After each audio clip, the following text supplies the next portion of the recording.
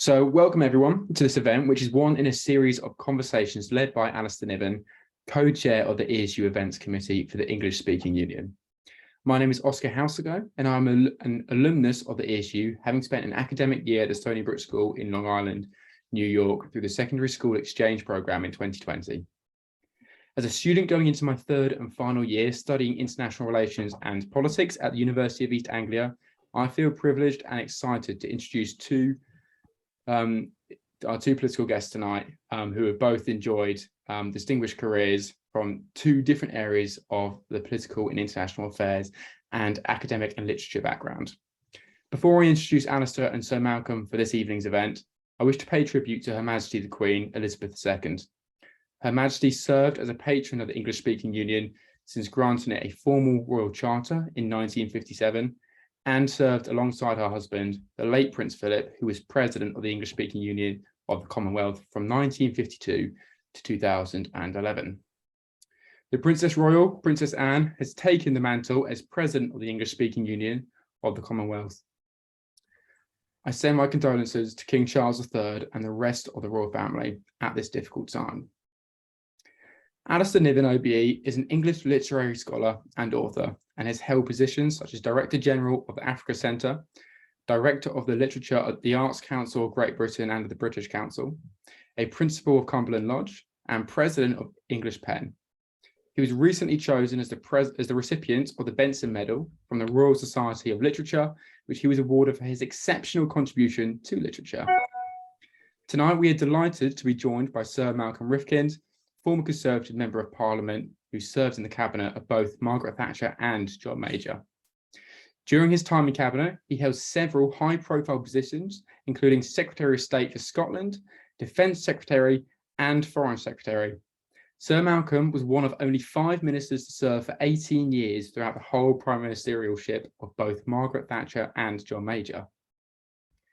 During his time as Defence Secretary, Sir Malcolm opposed the military intervention by Britain and the international community as combatants in the Bosnian conflict in former Yugoslavia, however, deployed troops to escort humanitarian food convoys that were protecting hundreds of thousands of civilians from starvation. In 1994, Treasury demanded significant reductions in the defence budget. However, Sir Malcolm's skill in diplomacy enabled a successful negotiation that delivered the savings demands required by the Treasury, while acquiring new savings that allow for further investment into new military equipment in all 3 branches. Promoted to Foreign Secretary in 1995, Sir Malcolm continued his work to resolve the Bosnian conflict and chaired the London Summit on Bosnia, which led to the Dayton Accord that ended the turmoil. At the 1996 UN General Assembly, he advocated for strengthening asylum-seeking legislation and encouraged liberalisation of free trade and economic cooperation. In an unprecedented move, Sir Malcolm committed the British government to a Palestinian state on the West Bank and in Gaza, while encouraging dialogue between Israel and their Middle Eastern neighbours.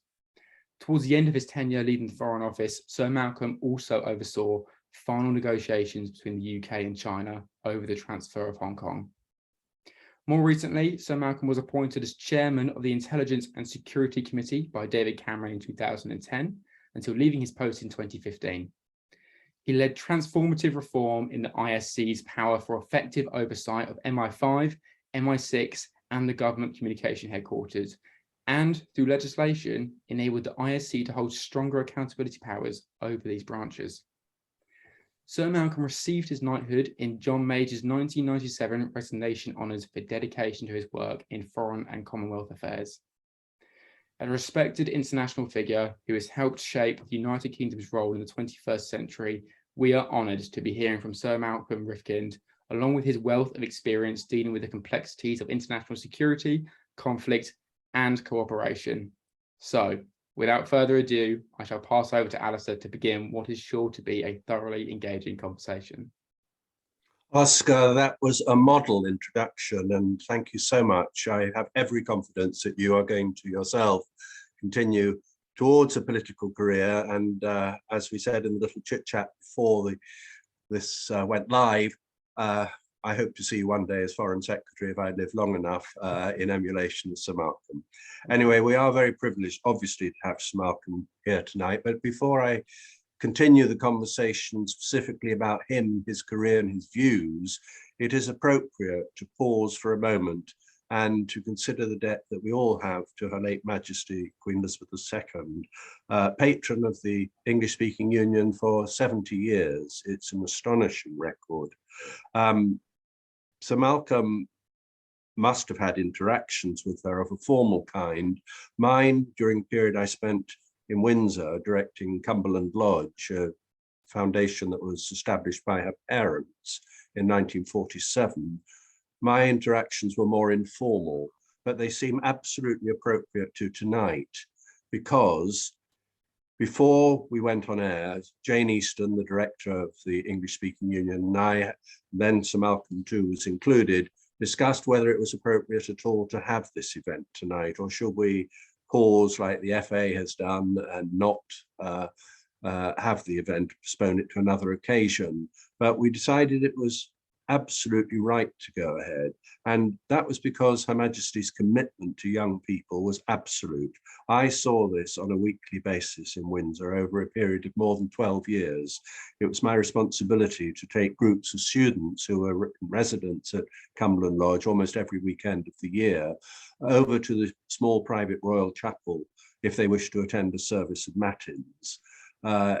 On 30 or so occasions a year, Her Majesty would be at the service, and there was never an occasion, not once, except when it was torrentially wet, that she didn't come over to the students who had come to church and talk to them, welcome them, ask them what they're up to, putting me on the spot, are they looking after you well, and that sort of thing.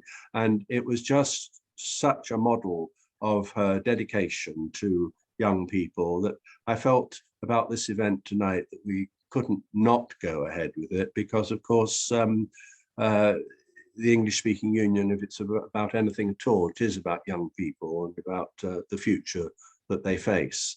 So for that reason, I'm very delighted that we've gone ahead.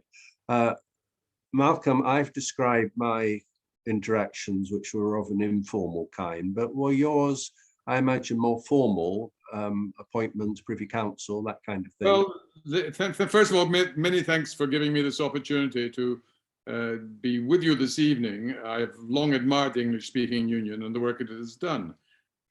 Let's go straight to the question you have put to me. I did have all these formal ceremonial occasions when I was involved, and they were remarkable experiences. But I was even more privileged. Because whenever the Queen came to Scotland, when I was Secretary of State for Scotland, which was for about 3 or 4 years, I temporarily became a member of the household. I had to travel with her and often sat next to her, not for the formal engagements, but at a private luncheon in Holyrood Palace, for example. When I became Foreign Secretary, as part of my responsibilities, if she went on a state visit, I and my wife would travel with her and Prince Philip. And there were other opportunities of that kind. I had an extraordinary weekend on Britannia when it was sailing around Scotland, because we had to end up at a lighthouse in Ardnamurchan, which she was visiting as part of the official visit. So I had 2 days on that, on Britannia, including an extraordinary picnic. Royal picnics on an island in the Inner Hebrides are not quite the same as the sort of picnics the rest of us experience. Was it lashing with rain, or was it a nice sunny afternoon? Dry. And indeed, the Queen was in slacks, open-neck shirt. I didn't even have socks on my sandals. And we had this picnic, which she was laying the table, knife and fork. So when you see somebody in that informal experience, you get to know them as a person, not just as a holder of the greatest office in our country. Well, that was my impression too of events in Windsor, when I would see her kind of off duty sometimes, and the sense of humor and the slightly mischievous observations that she would make really brought home a very human person for me anyway. Yeah, absolutely. So I mean, I actually, the last time I saw her was only about 2 or 3 years ago, and I was very fortunate in being one night at Sandringham, and when there was one of the famous sort of dinners in the log cabin, when we were having a barbecue. One moment during that barbecue, and she was a lady in her 90s already, and we each had to go and help ourselves from the food on the sideboard, and the floor was a wooden floor, and the plate that I brought back had a lot of gravy on it, and it was obvious at one stage the gravy was going to spill if I didn't take action to stop it spilling. Well, just as I was taking that action, I suddenly hear this voice from halfway across the room, "You better watch out, it's going to spill." And I steadied it, and I then was a bit naughty. I said, "You don't miss much, Mom." I mean, this was this lady of 94 at the time, and completely knowing the world that she was in. She drove the vehicle that night to the log cabin on the Sandringham estate, pitch black. But one of the other guests who was with me said she is a fabulous driver, always has been, from her time in the Second World War, when she helped with the motor mechanics as a very, very young military person in uniform in 1940. Well, that acute eye for detail was, of course, what Theresa May observed in the House of Commons the other afternoon when she said that she had been observed by the Queen at such a picnic as you described, dropping a piece of cheese and trying to rescue it without the Queen noticing. In fact, she noticed every move that she made. Just can I make an additional point, because what you've just said reminds me of this phenomenon. There is never has been anyone else in the world who for 70 years has had to take into account that every single conversation she has outside her own immediate family and friends will be remembered for the rest of their lives by the person with whom she was conversing. Yes, even if that person you and I, and anybody else who's met her, has anecdotes. Why? Because these conversations we make a point of remembering. We can't help it. And one tries to be discreet, but it's almost irresistible sometimes not to say, well, she did on one occasion X, Y, and Z. But anyway, Malcolm, but I feel that there's something especially appropriate at this moment, this evening, because Her Majesty's coffin lies in St Giles Cathedral in centre of Edinburgh at this moment. And you and I both come from Edinburgh. And I somehow feel there's a serendipity about that. And it's nice that we've had the opportunity to recall personal memories of the Queen, as well as paying tribute to her quite exceptional service to the nation. If I could make just one additional point on the Scottish aspect of what is happening today. It's a pure coincidence, obviously, that Her Majesty died at Balmoral. If she had not, all the state celebrations in relation, not celebration, forgive me, all the state commemoration of her life and her funeral would have all been concentrated in London. Yes. As a result of a totally arbitrary fact, we are seeing the first half of the response to her death taking part in Scotland. Now, it's a United Kingdom. It's always been a United Kingdom. Scotland is a distinct country, and anyone who watched the ceremonies on television just in the last few hours will have seen how there were aspects that were different. The Church of Scotland is different to the Church of England. The crown that was on the cushion in St Giles was the Scottish crown. In Scotland, the Prince of Wales is known as the Duke of Rothesay, and so forth. So in those days when there's this question in the background, will the United Kingdom survive? Will a majority of Scots decide they want to break away and have a separate Scotland, which is not part of a United Kingdom? Maybe this is wishful thinking on my part, but I think what today will have done will be to impress upon a lot of people, in Scotland in particular, but also elsewhere, that you can have a strong national identity, whether as Scots or Welsh or English, but that does not detract from the benefits you also achieve by all living in what is a relatively small island as part of a United Kingdom. So at a time when the whole question of the future of the United Kingdom has not been finally resolved, we're not having an early referendum, but the issue is still there. I think what has happened, which was quite unpredictable, the fact that these state occasions in commemoration of Her Majesty are in Scotland and then will move to England, that shows that a United Kingdom is not one of uniformity and one that ignores or resents different national identities within this island of what is now often referred to as the Four Nations. Well, it would be an unexpected consequence of Her Majesty's death in Scotland if it were as a kind of final duty that she performed on behalf of the United Kingdom, it were to remind people of the value of unification and that we are all in this together, not separately. Let us wait and see what happens, because there will obviously be a referendum, but we will remember what you've just said. Can we talk about your own Scottish background?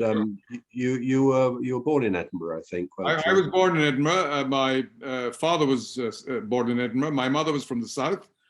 So I'm a citizen of the United Kingdom, I suppose. But even more exotically, my grandparents were immigrants. They came from what is now the Baltic states. In 1899, my great uncle had come in 1896, had settled in Edinburgh. We don't know for certain why. But he certainly enjoyed Edinburgh, and he wrote to his brother, my grandfather, this is a great place, why don't you come and settle here? And that is what they did. Do you think it helped shape you and your international outlook? Because I am bound to contrast this with other members of the present government who also have immigrant backgrounds and yet somehow appear not to exactly disown them, but certainly not to be fighting on the side of immigrants. Well, you know, yes, I have an immigrant background, but you know, it's well over 120 years ago. So you know, this is now third generation. My children, my grandchildren, fourth and fifth generation. So I mention it simply because the fact they came from what is now the Baltic states certainly has influenced me.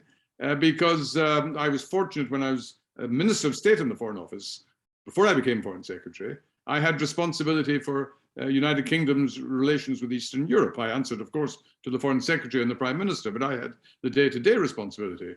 And that meant, for example, I was involved with Mr. Gorbachev's visit to Mrs. Thatcher, the very first time a Western leader had met him.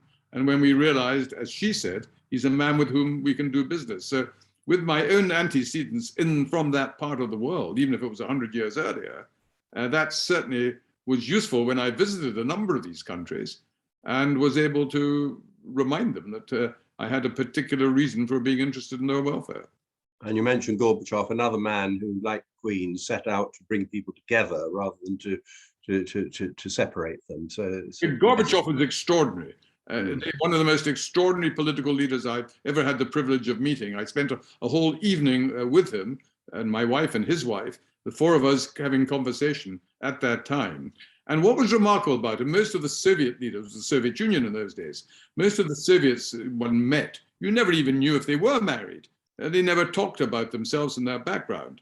But I remember with Gorbachev, he was telling us about his childhood during the Second World War. His father was away fighting the Nazis, but he was staying with his grandparents, two of whom were Ukrainian, and they were peasants.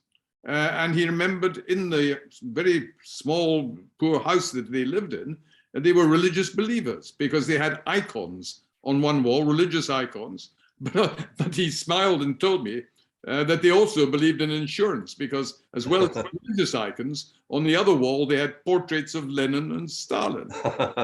And then he said to me, when Raisa, that was his wife, when we decided to get married, we were not believers. So we got married in a civil ceremony. And he said, my grandfather and my grandmother, the grandparents, they were very upset. And he said, my grandmother said to me, Misha, that's Mikhail, Misha, you have forgotten God, but I shall pray for you.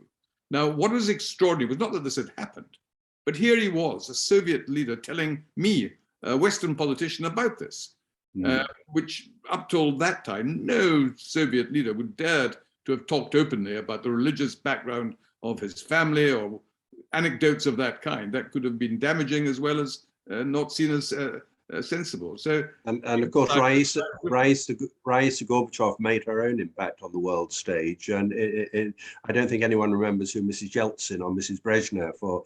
Let me tell you a story about her. What do we know about Mrs. Putin? But Mrs. You're right. Gorbachev, we do. Yeah. when Gorbachev met Mrs. Thatcher after the initial luncheon, the two of them went off to have their tete-a-tete with the interpreter, and I was asked to look after Raisa, his wife.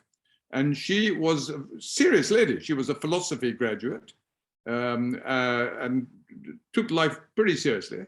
And so I was showing her the library at Chequers, the Prime Minister's country residence. And she was looking at the various books, and she didn't speak good English. It had to be through the interpreter. But she said at one stage, I'm so delighted to be in England. I've always wanted to be in the country of Hobbes and Locke. Oh, not Shakespeare, but this is a Soviet wife talking about two English philosophers from hundreds of years ago. What a fascinating story. That's well, it shows you they were different people. They were modern people, yes. But they also had an open outlook. They weren't dogged by ideology. And as we know, if it hadn't been for Gorbachev, there is no certainty that the Cold War would have ended, or that it certainly wouldn't have ended peacefully as it did. So that was a remarkable achievement. Let's get back to you. You went to school at George Watson's College in Edinburgh, which I actually had a look round only a month ago when I was up in Edinburgh. My cousin used to teach there, and she said, would you like to have a look around George Watson's? And I thought, yeah, I will, because that will be preparation for tonight. And it's a big school and a very imposing school, and of course a famous school in Edinburgh. Were your school days happy? Well, they were pretty okay. I wasn't academically very successful because I wasn't motivated very much, and I didn't try very hard. But the crucial thing— Did you start debating there? Did you? Well, that's what I was just about to say. The crucial thing that happened to me that did have an impact on the rest of my life was joining the school debating society. And even that wasn't my idea. I was pushed into it because my English master had remembered that we had a school dramatic society, and there had just been a performance by the school, by pupils, of A Man for All Seasons by Robert Bolt about Sir Thomas More. And I was Cardinal Wolsey. Now, improbable cardinal would be difficult to imagine. I still actually have a photograph of me as a school in the play, in full cardinal's robes and beretta. I like to comment that was the nearest I ever got to becoming Prime Minister. You know, it was not an unreasonable comment. But being persuaded and because I was pushed into the school debating society, I suddenly discovered an activity that I enjoyed and which I was reasonably good at. And of course, if you're in a school debating society or a university debating society, the subjects you debate are those that are really topical at that time.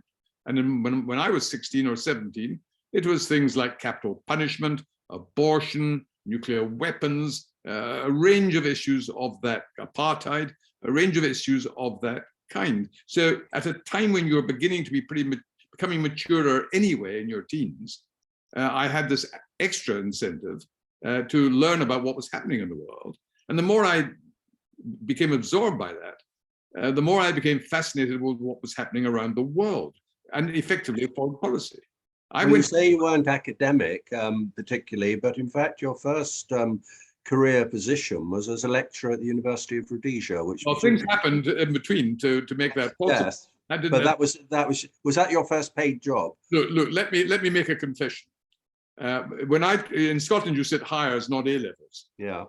In my 5th year at school, I sat three hires, got 2 Bs and a C. So you're not going to tell me I'm academic.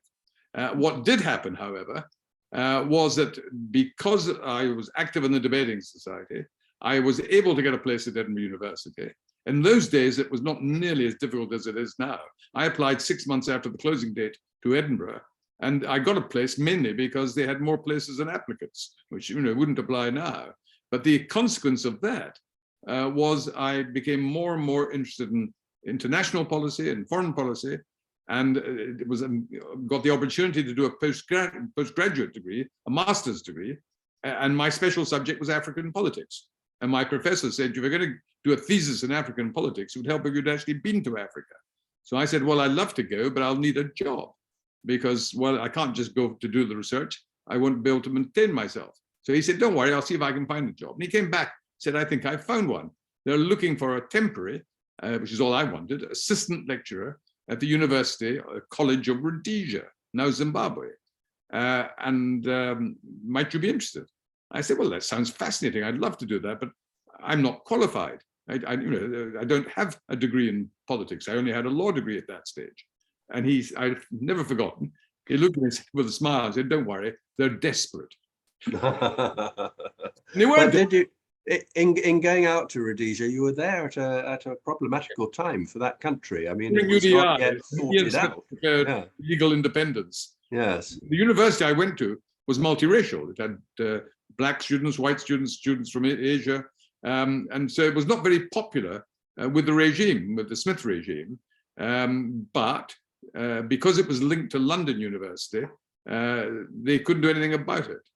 So I had a fascinating time there, met my wife there. She'd been born in England, but her parents had moved to Southern Africa for reasons of the occupation of my father-in-law. It had a material impact on my future life because. Did you write it? I'm sorry, I keep butting in, but did you write a dissertation or a thesis? And yeah, I did. My master's thesis. What was it on? Well, it was on land apportionment, which was in Rhodesia, southern Rhodesia, which, although it sounds technical, land apportionment, basically it was the segregation of land, all the agricultural land, where the Europeans, the white minority, had grabbed way back in 1890 70% of the really good agricultural land, and the other 90% of the population had to make do with the rather meager amount. But also it covered the urban areas, the towns, and it didn't have anything as crude as apartheid in South Africa. You didn't have whites only, blacks only signs all over the place. But the whites did rule the country, and they were only 5% of the population. So it was clear that there was going to be fundamental change. The question was when and how that would be brought about. And again, it was brought about more peacefully than at one stage seemed likely as a result of the Lancaster House negotiation. Sadly, the person who benefited from it was Robert Mugabe, who did not turn out to be exactly a great international statesman, to put it mildly.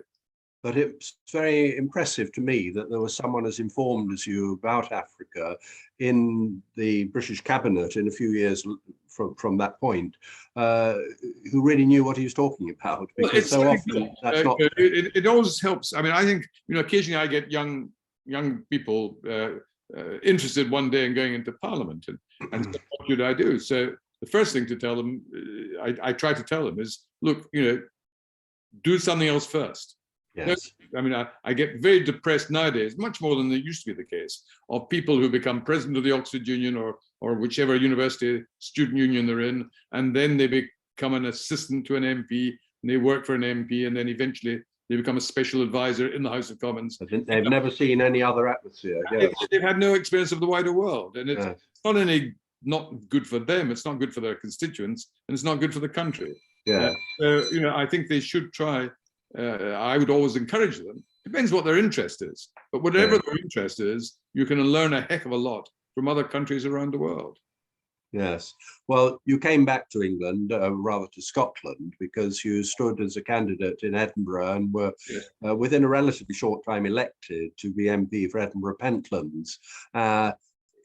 Had you decided that you were going to try and have a political career more or less from the time that you left school and went to university? Well, what happened was, because of my debating interest, not so much at school, but at Edinburgh University, we occasionally had members of Parliament who came to speak, and occasionally ministers who came to speak. So you saw them at first hand. And some of them were brilliant, and one was very impressed by them. Some of them, to be truthful, were not that brilliant. And so one started thinking, well, maybe you don't have to be an absolute genius or remarkable qualities to at least aspire to being a member of the House of Commons. But you should have an interest in people, and that's what always comes across with you. Well, you've got to realize in our system, we are a parliamentary system. So even the Prime Minister, whoever the Prime Minister is, has a constituency. He or she has to spend a significant amount of their time looking after their constituents. And that can mean quite a demand. Now, if you become a senior minister, constituencies are very reasonable. They understand that if you're foreign secretary or prime minister or whichever job you have, you can spend less time on the constituency than if you're a backbencher. On the other hand, the plus side of that is if the constituency has problems that need addressing, then if your own MP happens to be a senior minister, they're in a better position to do something about it if that is required. So once you were in Parliament, which was in 1974, you were, of course, in opposition at that time. Yeah. Harold Wilson was still Prime Minister, and later Callaghan. But you were spotted quite early on within the Conservative hierarchy, and had an opposition position, which became a front bench position once the Conservatives were re-elected in 1979. Yes, that wasn't quite as remarkable as it might sound, but you're true. It's true. I became a shadow spokesman when I was 28, when Margaret Thatcher became leader of the Conservative Party. But that sounds grand. But I have to point out, I was made a junior spokesman on Scottish affairs. And because the Conservatives at that time were a small minority in Scotland, she didn't have that many to choose from for that particular post. So there may have been other reasons that I was never told. Well, you mentioned Mrs. Thatcher. We've got to talk about her. I think she seems to have nurtured your career. I mean, she obviously took to you, and I presume you to her. But can you tell us a little bit about working alongside Margaret Thatcher? Whatever people's opinions of her, she is one of the giants of modern British politics. I will reply. I mean, I should make it clear, she did not think of me as a Thatcherite, and nor was I. I mean, I come from the sort of more liberal One Nation end of the party. However, So you weren't one of us. Well, not in the absolute sense, but I mean, 3/4 of the time I could have followed her anywhere. The other quarter, I could have cheerfully done something less agreeable. But she was a magnificent leader, but she was also an extraordinary personality. So, on one occasion, in my presence, one of my colleagues asked her, Prime Minister, it's often said that you don't believe in consensus in politics. That decisions should be reached by consensus. Is that true? She said, well, I do believe in consensus. He said, you do believe in it? Yes, she said. And then she added, I think there should be a consensus behind my convictions. In other words, everyone should agree with her. I thought she was joking when she said that. I subsequently realized she was deadly serious. But everything I've read about her, I never had the good fortune to meet her, is that she respected people who challenged her views, and that although she has a reputation for being rather terrifying, she actually did like people to stand up to her and try and present their point of view. Excellent example about that. You're absolutely right. And the example I would use is when the Falklands War began, when Argentina invaded the Falklands, and she decided we had to send the task force to try to liberate the islands, which we indeed did. She asked our ambassador at the United Nations, Sir Anthony Parsons, who was a rather grand ambassador of the old school, could he come to London for a brief meeting, because she needed to be told what was happening in the Security Council of the United Nations and whether there was a reasonable chance of us getting a unanimous vote, not vetoed by any country, condemning the Argentinians. So they met in the cabinet room. They'd hardly ever met each other before, only very, very briefly. And he started trying to present his report to her. And after about 20 seconds, she interrupted him. Now, he was a rather grand ambassador. He wasn't used to being interrupted, but he was very well mannered, and he stopped and he tried to deal with the point that she'd raised. And then he went back to trying to continue his presentation. And 20 seconds later, she interrupted him a second time, and then a third time. And on the fourth occasion, he said, Prime Minister, if you did not interrupt me so often, you might find you didn't need to. He not only shut up for the rest of that meeting, because she realized he knew more about the subject than she did.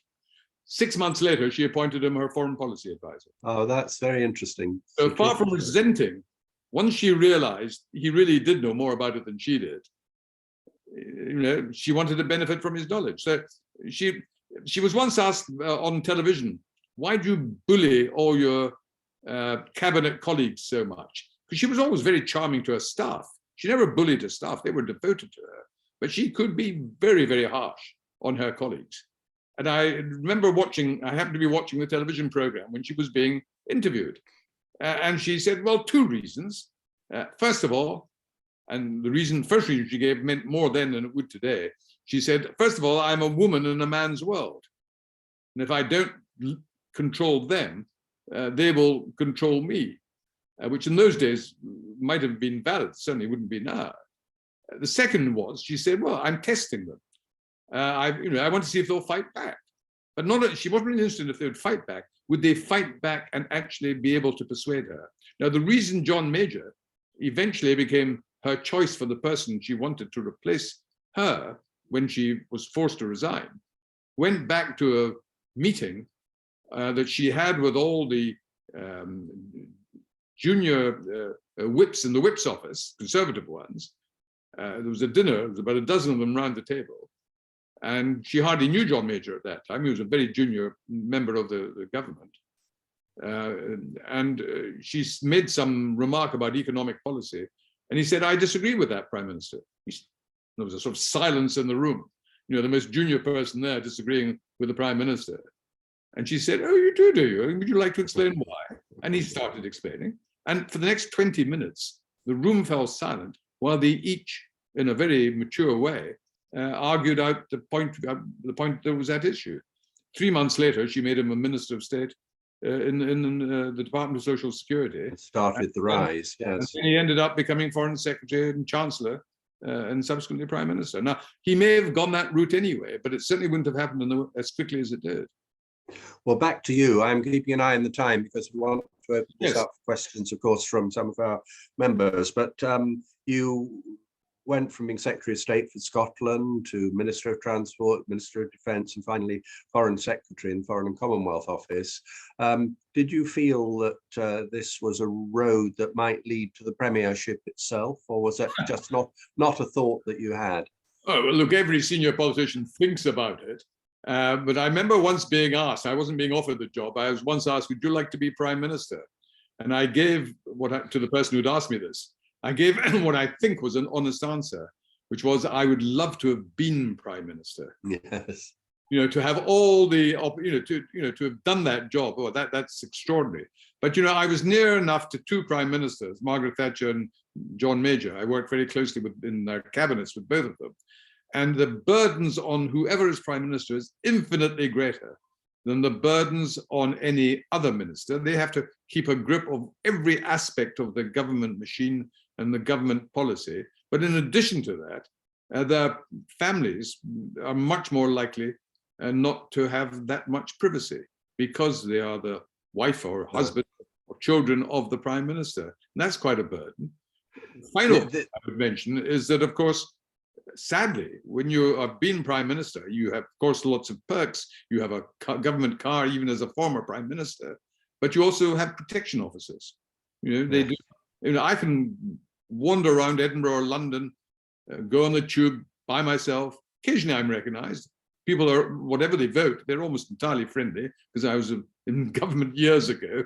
So even the ones that might have been annoyed with me have forgotten about that. But I can have a normal life.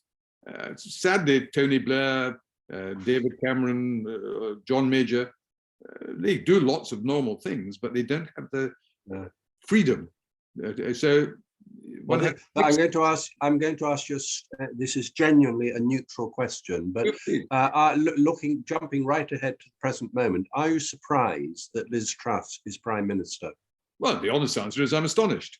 But that doesn't mean she's not going to be a very good Prime Minister. Yes. Margaret Thatcher challenged Ted Heath. An awful lot of people were astonished because the only job she'd done, she'd been Education Secretary in Heath's government and not perceived to have been a very successful one. And yet in the job, I mean, first of all, Liz Truss would not be Prime Minister if she wasn't as tough as the old nails and also focused on delivering certain objectives. Now, her initial focus was to deliver for the job of Prime Minister. But, you know, her predecessor had lots of strengths, but as we all know, had lots of weaknesses. The one thing, and I have not been an admirer of Liz Truss, but I'm prepared to give her a chance. She clearly is a person of integrity, in my view. She's a person of supreme competence because of what we've seen of her history. And I think she will turn out to be a very competent and effective Prime Minister. Whether she has the capacity to be a great prime minister of the Thatcher mold, I'm doubtful, but many people were doubtful about Thatcher at that time. As a Well, perhaps we can revisit this in 2 or 3 years' time and see. But certainly, none of us is likely to live through a week in which we experience 2 prime ministers and 2 monarchs within the space of a few days. You're right, but it's even more extraordinary because the late Queen had 14 prime ministers. The first, Churchill, was born in 1874. The last, Liz Truss, was born in 1974. That's extraordinary. Exactly 100 years later. And she was actually the 15th of the Queen's prime minister. But yes, that's extraordinary. Back to you, though. I want to just pause for a moment before we open this up on your role as Foreign Secretary, because that is one of the great offices of state. And if I was a politician, it would certainly be the job that I would want, because it's looking at the rest of the world and trying to make friends with it. What do you think were your achievements as Foreign Secretary? Good question. I think, I did the job of Minister of State at the Foreign Office before. Yes. And I did it for longer. And I had a particular contribution to helping Poland and solidarity in Poland survive when the Polish government under Jaruzelski, the communists, had banned them and were trying to get rid of them. I had a private meeting in the British ambassador's residence in Warsaw with 4 leading members of this banned organization, Solidarity, one of whom became, after the end of communism, prime minister, the second became foreign minister, the third became minister of defense.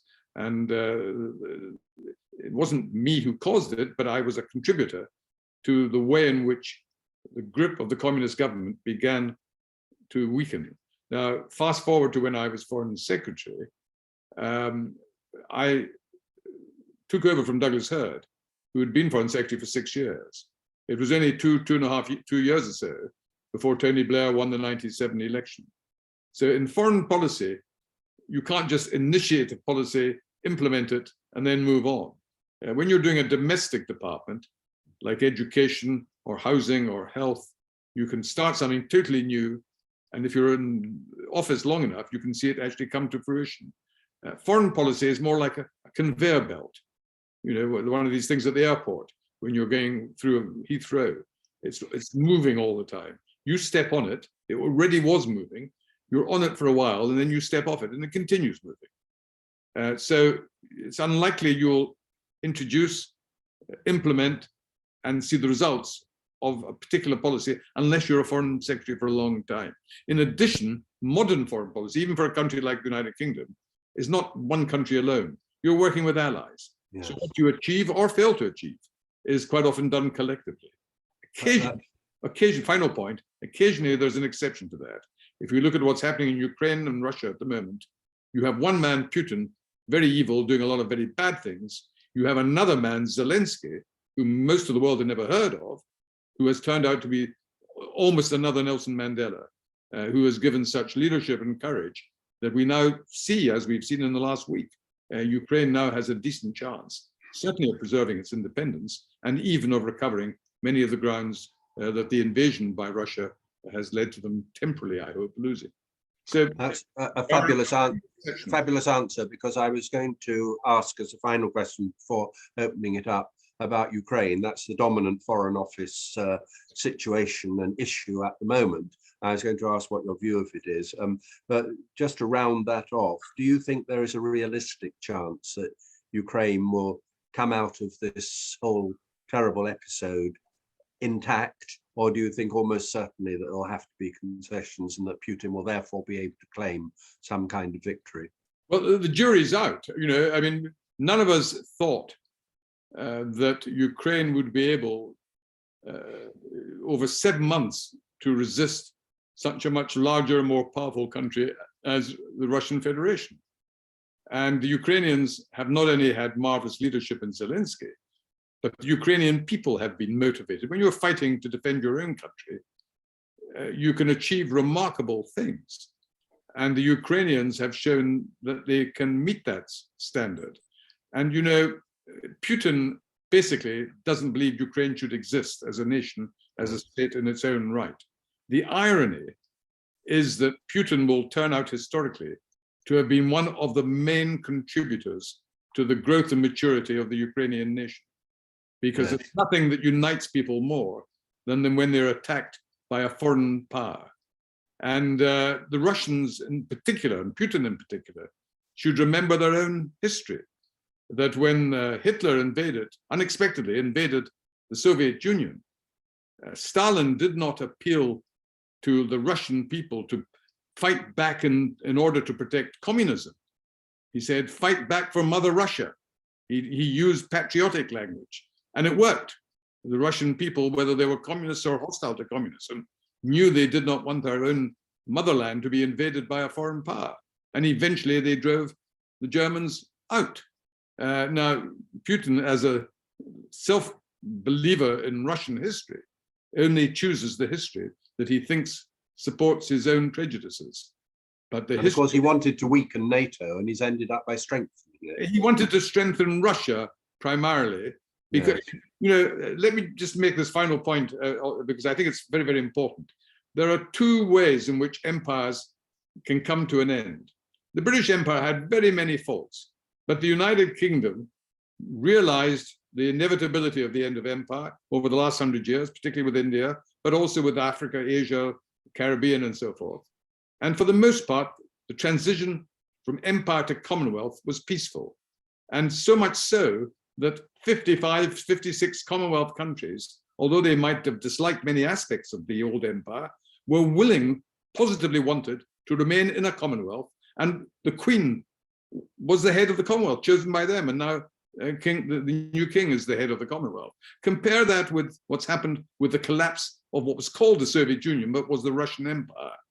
And if only Putin had a different approach, if he had said to the Ukrainians and the Georgians and others, we're sorry you want to leave, but we put out the hand of friendship. Let's work together as friends and try to form a new friendship, and we will not do anything to question your independence. Then half of Ukrainians, at least, and perhaps more, would have had no interest in joining NATO. Would not Malcolm, that's an absolutely fascinating analysis, and I think the comparison with the Commonwealth is particularly relevant to the English-speaking Union, of course, and it's certainly something I shall reflect on. I think there's a really wonderful answer.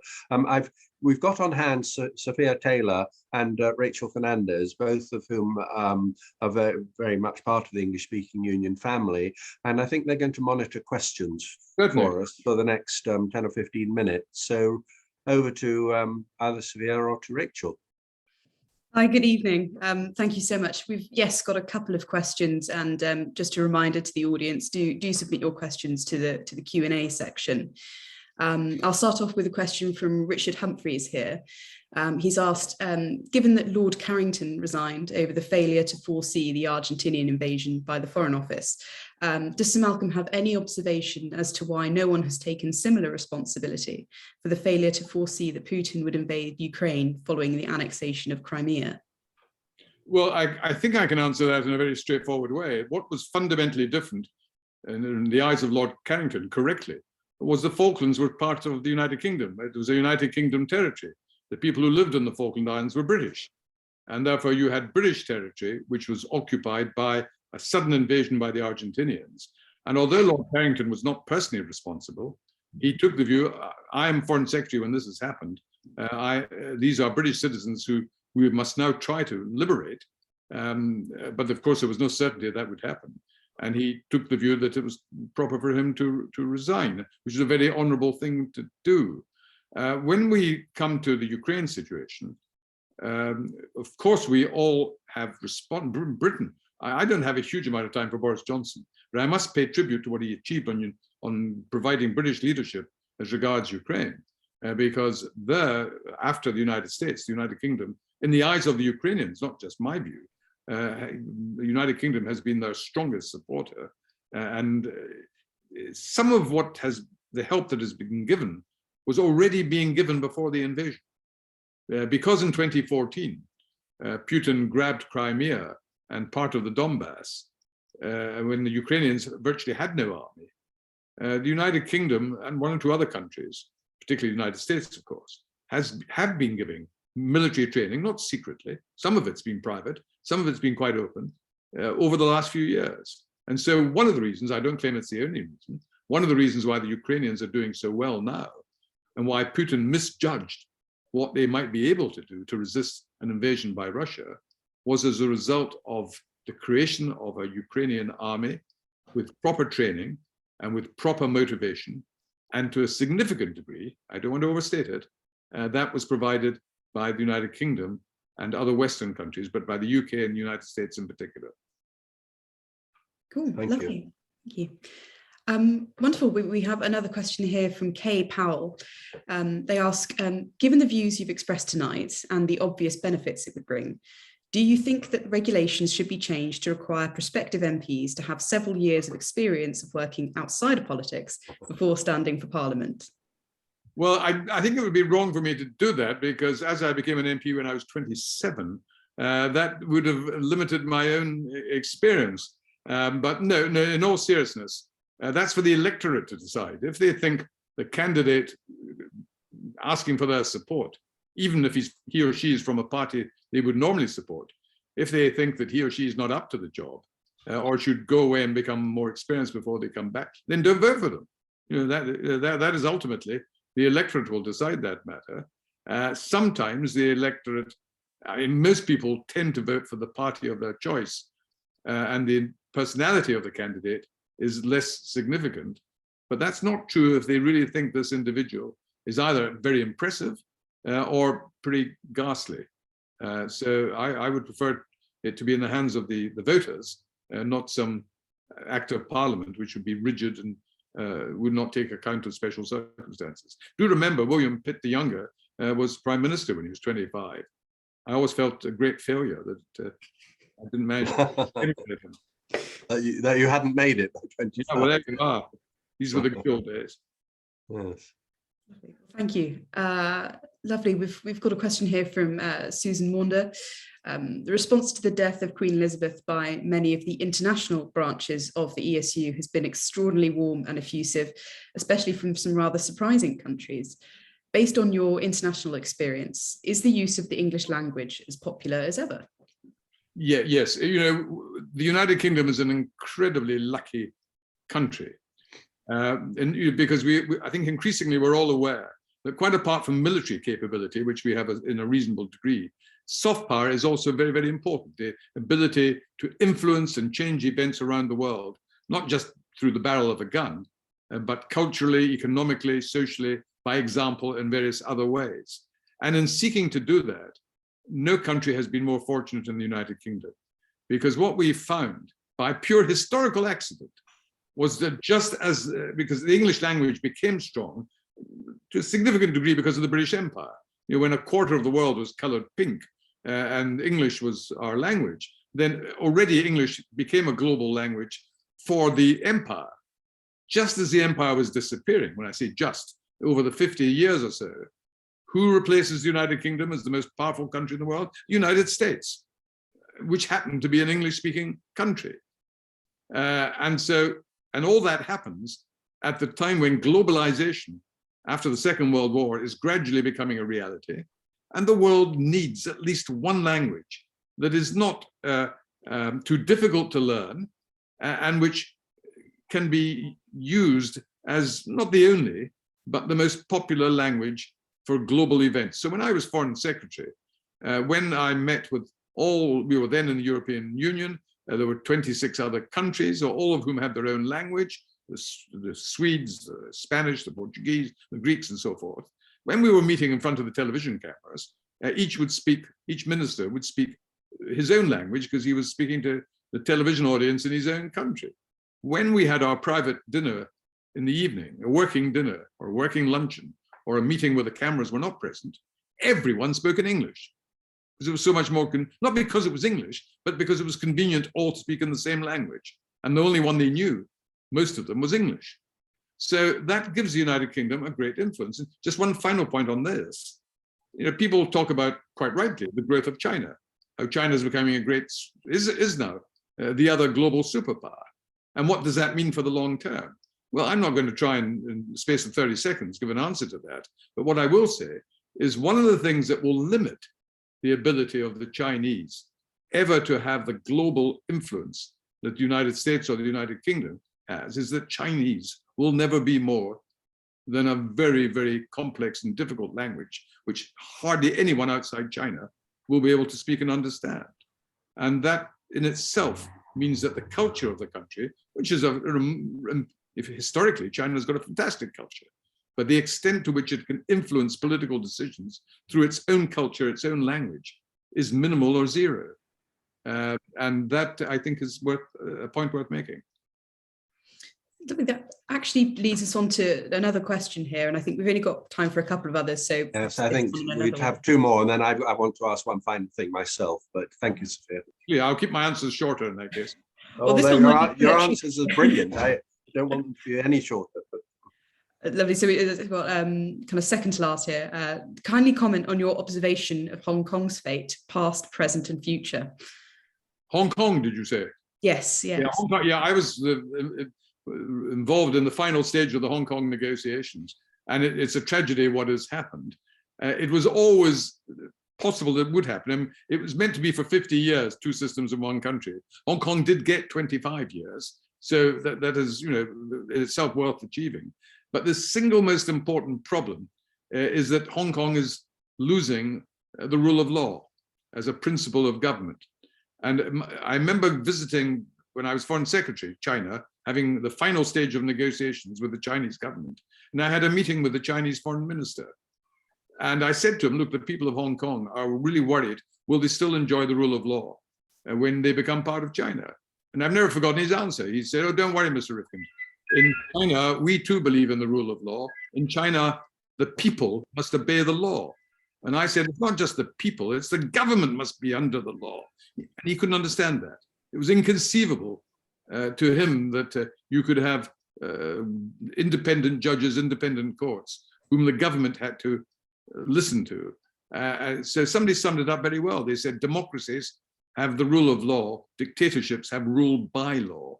They use the law to criminalize their political opponents. So it's a hugely important point.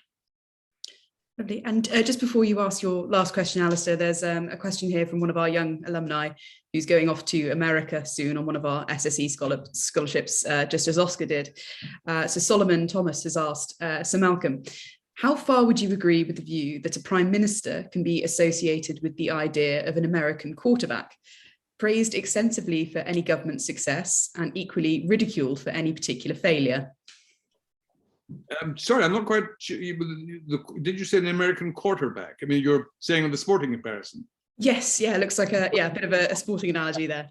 Sure. No, I'm with you. Well, you know, prime ministers in Britain are no different to prime ministers or presidents in any other country, and particularly in a democracy.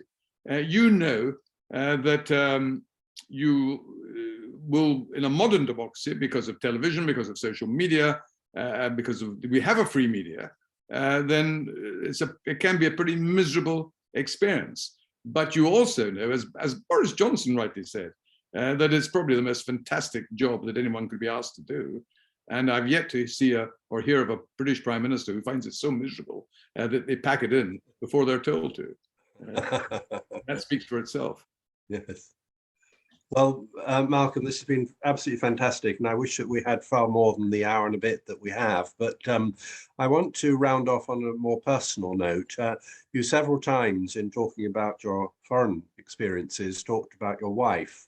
Now, sadly, I know your wife died, and that she did so after a long illness. But now you are going to get remarried after an appropriate gap.